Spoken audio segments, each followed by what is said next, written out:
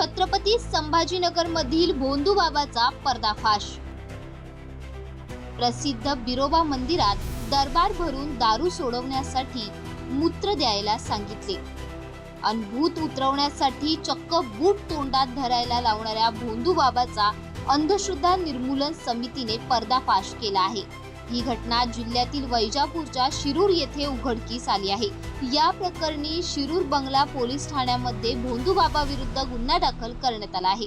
संजय रंगनाथ पवार वय वर्ष 50 असे भोंदूबाबाचं नाव आहे। या प्रकरणाचा पुढील तपास पोलीस करत आहेत। दिनांक 17 तारखेला वैजापूर तालुक्यातील शिरूर पोलीस स्टेशन या ठिकाणी